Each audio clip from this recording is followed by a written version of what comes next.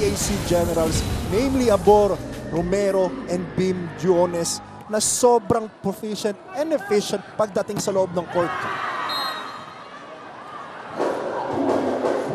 Set number 4 is officially underway. Maraming salamat mga kapuso sa inyong panonood. Antongan Rojas alongside Anjo Pertiera.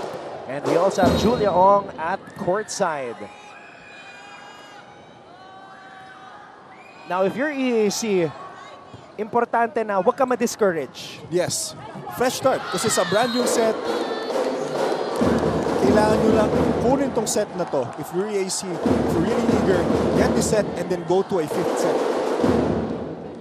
Minsan kasi when you work so hard and you're fighting for a set and then it's taken away from you, sometimes it brings down the morale of teams. It does, it does. And yung momentum sobrang hirap din ibalik minsan ng momentum. Mas lalo pag kayo kunyari nakuha ng first set and then second set matatalo kayo, third set matatalo kayo.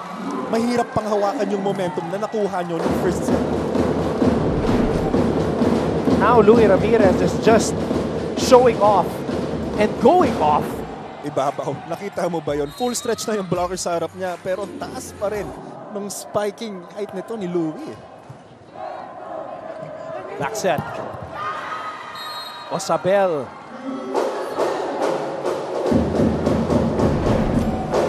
Single block coverage para kay Osabel. Easy point, easy adjustment.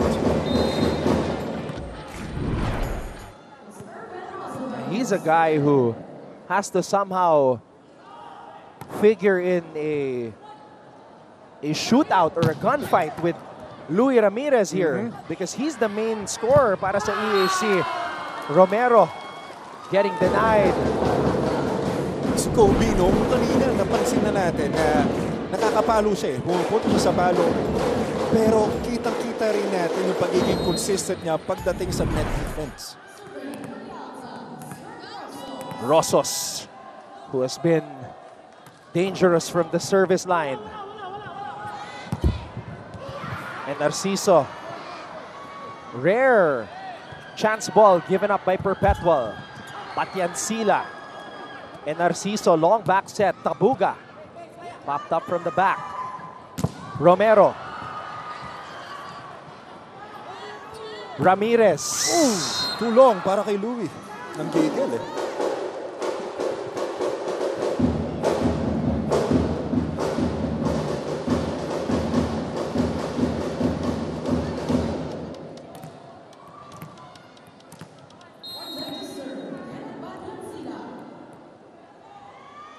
Kenneth Patiancila, team captain for the Generals. Good serve.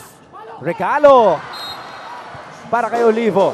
Quick work para kay Olivo. Tipping it over para sa regalo na yon. Easy point para sa EAC Generals.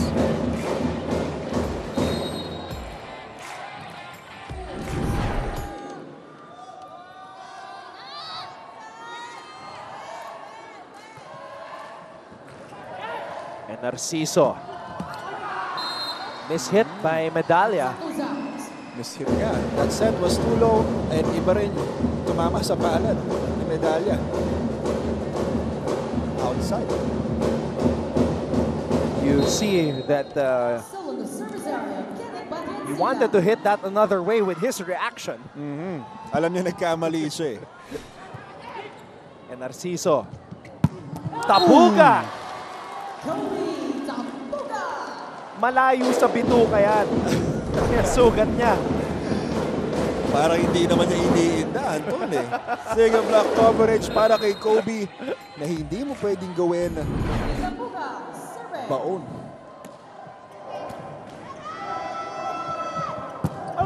Oh. Just way underneath the ball on that hit, Romero. Yes. Ito na, yung dalawang kalamangan ng EAC, ang bilis na bura. Tied ball game. 15 points for Kobe Tabuga. Oh, well balanced. 10 points sa atake, 5 points sa block. You know, it's crazy. Tabuga only averages 7.6 points per match. Wow.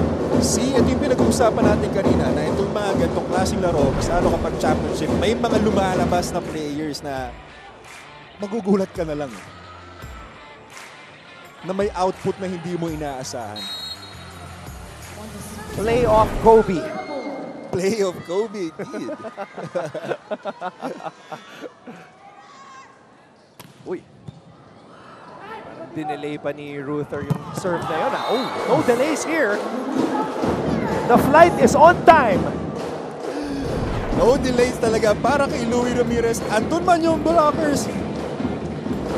Ganda ng timing ng blockers actually para sa patong play. Pero parang walang blockers para kay Louie Ramirez. Eh. Grabe si Louie. Louie is just in a class of his own. Romero, cross court, and Narciso to Ramirez. Making Coach Sergio Velasco very proud. Grabe naman yun. Mapaharap, mapabackline. Kung ako yung coach, pang national team yan. Oh, pero in a Brazilian way. Yan ang pang national team. He can compete in the international level. For sure. Ito nga, Abor not giving up para sa EAC Generals. Pinapakita din niya yung resiliency meron. Siya at yung teammates niya. Hindi nagpapalayo sa kalamangan na binibigay ng Perpetual Altas. Ang ganda. Ito head-to-head matchup talaga to. Laban ni Louie Ramirez and ni Abor. Ramirez, oh. Yun, sa tunog pa lang, alam mo nga, it was a miss-hit and a rare one.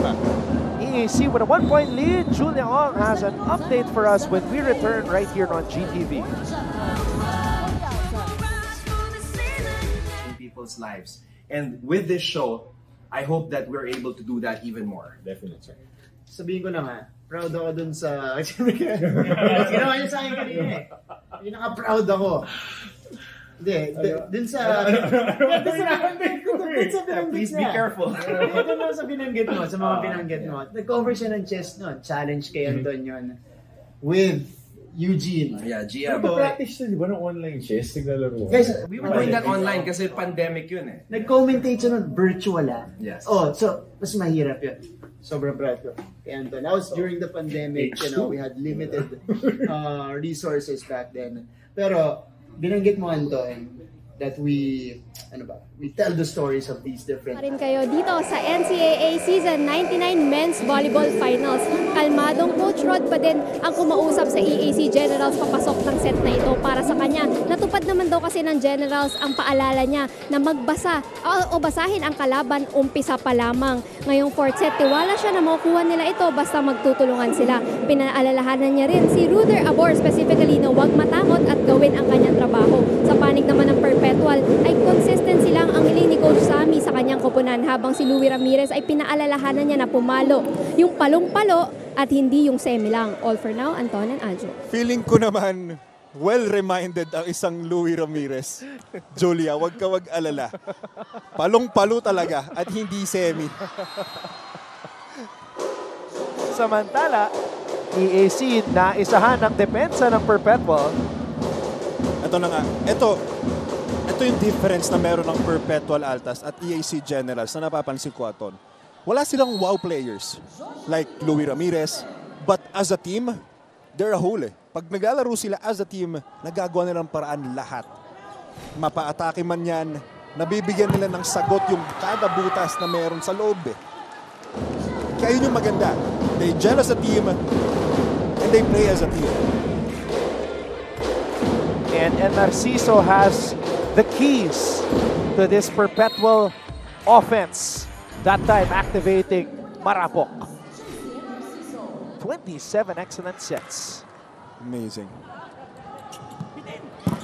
Osabel. Pepito was there. Marapok na naman. Patiansila. And Narciso. Jefferson Marapok. Wow, this Marapok and Ramirez tandem. Grabe. Imagine mo, iikot sa likod si Louie, aharap si Marapok. Parang wala ding nangyari eh. Parehas ang ganda ng output eh. Two-time beach volleyball champions. Back-to-back. Marapok and Ramirez. That is the tandem indeed.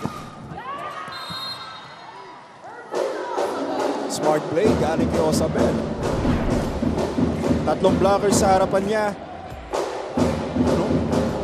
Spin ball lang, going for that long ball attack.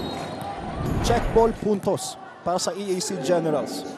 Dami nagchat-chat sa akin na nanonood ngayon. Oh, batiin mo. Mga kaibigan natin mula sa unang hirit, Shaira Diaz and Kaloy Tingkungko na nasa Cebu ngayon. Hello sa inyo, Best at Mars. Happy watching. Si Kaloy, naalala ko, nag-perform pa yan eh. Oo, di ba? Nag-guest na daw siya. Oo, nung unang bumalik yung live audience. Actually, partial audience pa lang nun. Season 97. Mga kabarkada sa umaga. Yes. Ni Anjo, as we see this combination play. And Marapok, very confident right now. Mas lalo sa mga patong plays. Maliwanag pa sa sikat ng araw. Puntos agad. Kahit andun yung blockers, iba talaga pag high leaper ka eh. Ang laking advantage eh.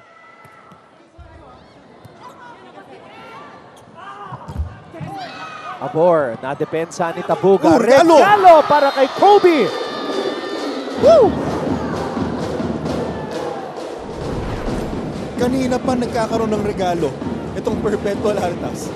Pangatlo na to, Anton. Binibilang ko kasi. Na hindi pwede. Kasi lahat to, gigil pumalo eh. What a match for Kobe Tabuga. And what an output din para kay Kobe. Ang average na nga, napag-usapan natin kanina, 7 points. So more than double.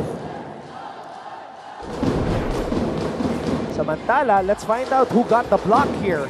Kasi dalawa sila, si Kurt tsaka si Louie. Louie. Ang taas ni Louie Ramirez, nakita mo.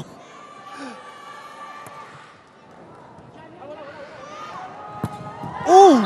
Hey, new guy on the floor. Oo. Nagpakilala dito sa Salonga. finals. Jeremiah Salonga. Ito yung pinag-usapan natin kanina din, Anton, na bihira sa itong middle blockers ng EAC Generals. Pero kapag nabibigyan sila ng bola, pinamaximize nila eh. Ang taas ng efficiency ng middle blockers ng EAC Generals. Pero ito nga ang kailangan nilang iwasan. Mas lalo kapag gusto nilang makuha itong set na to, EAC needs less of that. They need less errors. They need consistency para dumikit pa at kahit pa paano lumamang para sa Perpetual Altas. Louie Ramirez has 20 points here in game number 1. Rosos. Yun talaga yung signature floating serve niya as we see this hit by Romero. Romero finding that gap in between the blockers of Perpetual Altas. Saktong-sakto sa gitna eh.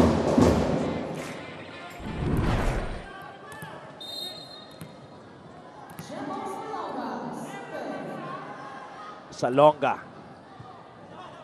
Narciso. Tabuga. Salonga. To Romero. Chance ball given up.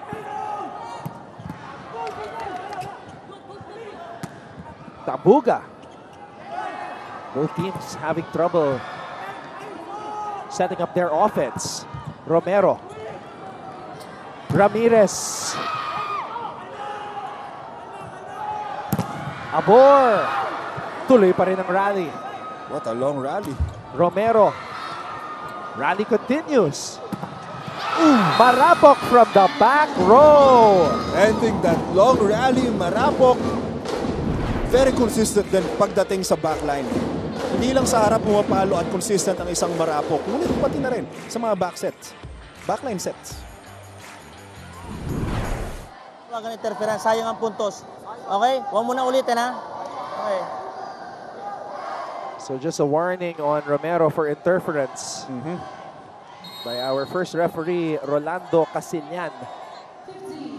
I'm seeing Waylin Estoque of the Lady Blazers. Last time we saw her, she was in tears because she turned her ankle. So she suited up. And that's good news for all Benilde fans. She looks healthy.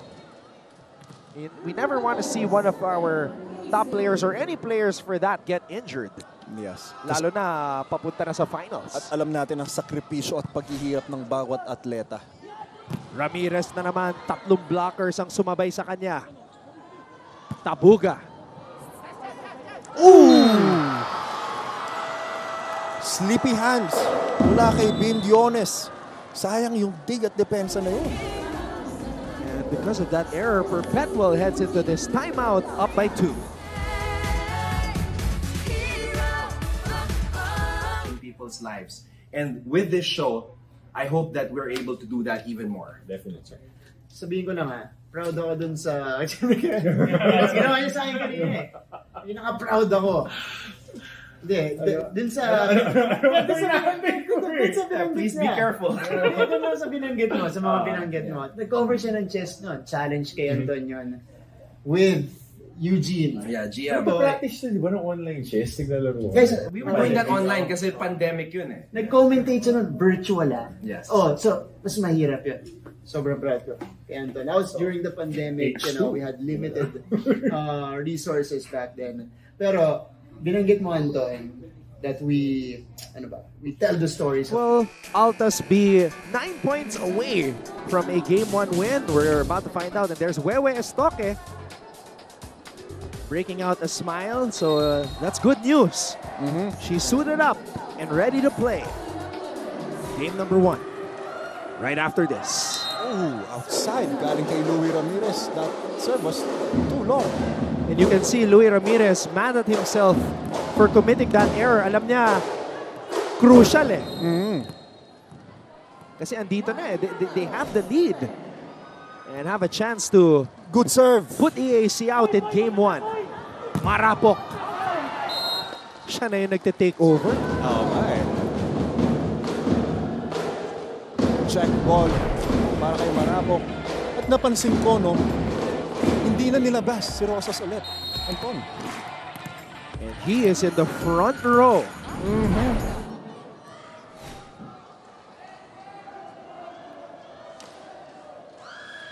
2-point lead. Quick attack. Sinabayan ni Marapok. Osabel, 3 blockers for Perpetual. Abor. I like what Paglaon did.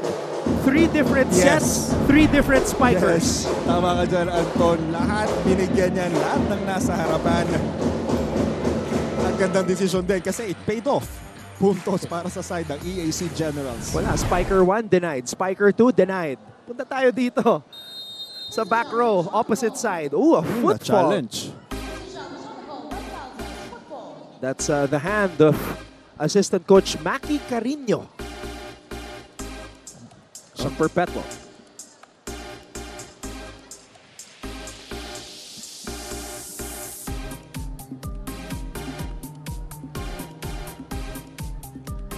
I spy Regina Rocha, who is cheering, of course, for her fiancé, Ray Taneo.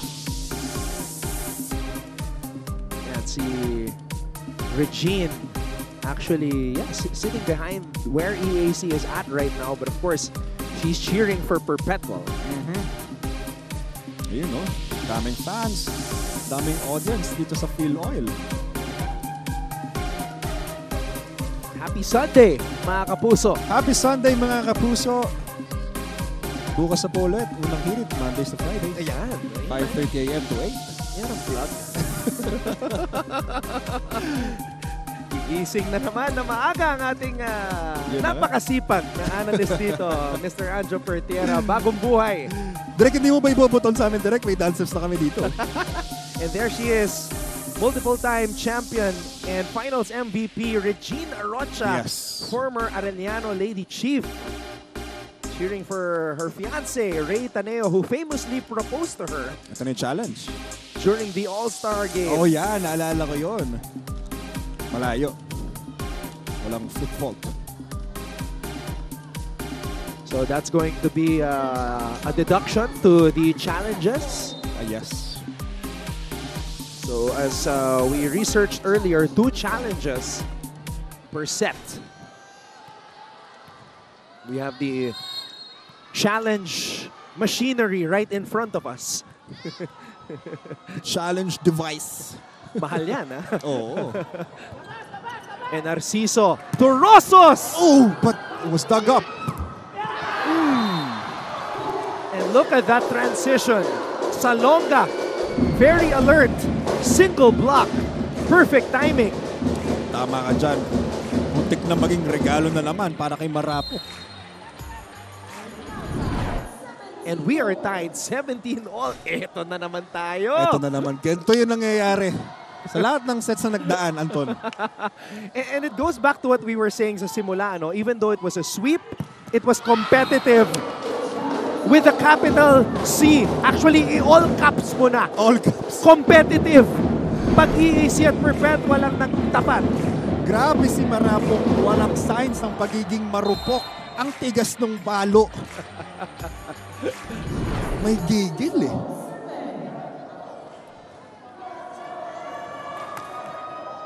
Kailangan sumide out ng EAC Generals dito. Yep. And speaking of side out, ooh, that was out. Galing kay Osabel. Ang ganda sanang option yung ginawa niya eh. Pero yun nga.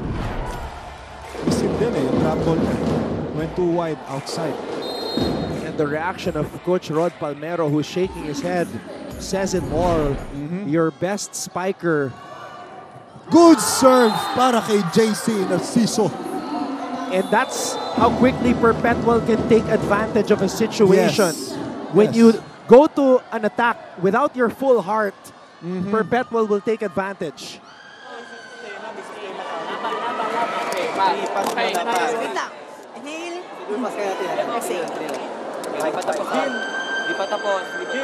Huwag natin tigilan.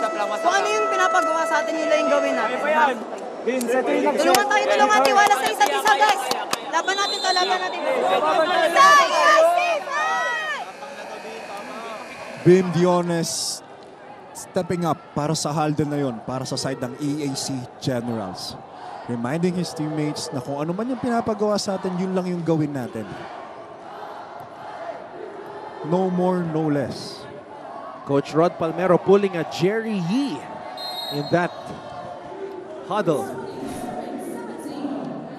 Although si Coach Jerry in the last match of Benilde, as we see this ace by Narciso, and he's looking at the EAC crowd, Anjo. He's taunting the EAC crowd.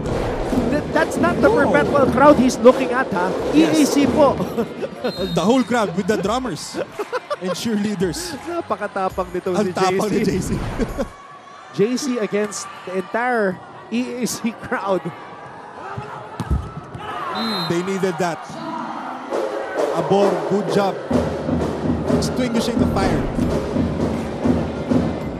Kailangan pa nilang pababain ng kalabangan ng Perpetual Altas if they want na i-extend pa itong larong to. 3-point advantage. And Narciso. JC to Jefferson. Another tight angle para kay Marapok, pero nagmumukhang madali ni Marapok yung mga ganong klaseng balo. Ayun, nasingit pa niya sa kanan eh, kahit andun yung block sa harap niya. Jefferson Marapok not graduating, so that means he will be the undisputed main man of Perpetual next season when this guy leaves. Louie Ramirez. Grabe, ang ganda nung timing. Anton, parang pader yung pinaluan. Grabe oh. Hindi kasi tayo naniniwala sa sistema. Doon lang kayo kakapit, hindi naman buo. Magkamali ka sa pagpalo, okay lang eh. Pero yung nagbigay ka ng bola para magkaroon ng problema, bumaba yung kumpiyansa mo, yun naging problema natin. Kanina ko pa sinasabi sa block, bumilang kayo, hina-highball nila, hindi nila binababa ng mababa. 1, 2, 3. 1, 2, 3, pasok, hand.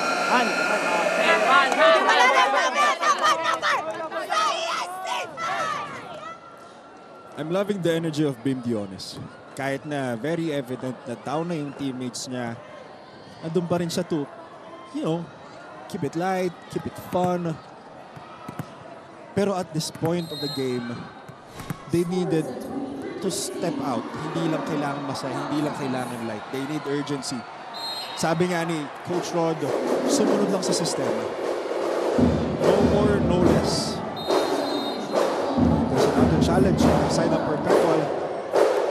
Ball out. Nakita ko si JC nag-thumbs up siya kay Coach Sammy at kay Coach Maki. Kasi nag-iisip si Coach Sammy and Coach Maki kung mag-challenge. So, trusting again in their players.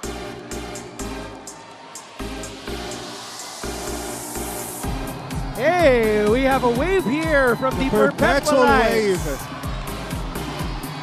There we go. It's a party here on a Sunday. It's a party!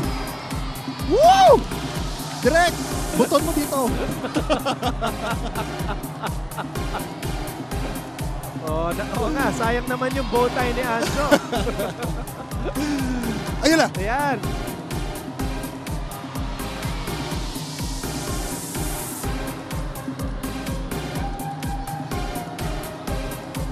Ayan, dami ng airtime natin. Tagal. Thanks, Direk. Oh, wait. Oh! That's in. Yeah, that's in. Diba? That's in. Wow. Nag-pay off ang tiwala ng coaches sa players. So, that means set point for Perpetual here in game number 1. Perpetual Altas is now at match point. Tingnan natin. Marapok serving. Not yet. Not yet.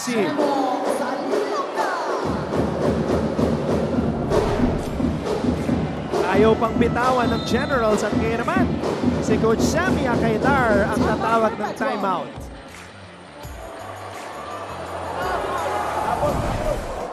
Sana lang ha.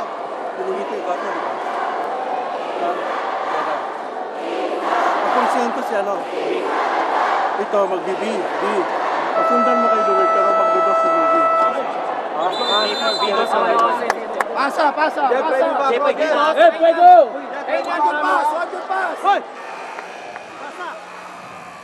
Coach Sammy, ito yung nakakatawa kay Coach Sammy eh. Kahit down by 1, match point na, seryoso pa rin eh. Hindi porket lamang sila, hindi sila magseseryoso eh. Pero ito na nga, magre-receive ang Perpetual. Tignan natin kung makakuha nila ang Game 1 of the finals. 8 championships in the last 10 tournaments here in the NCAA.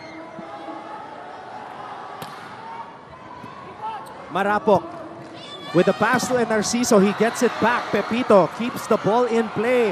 Marapok to Ramirez. Oh!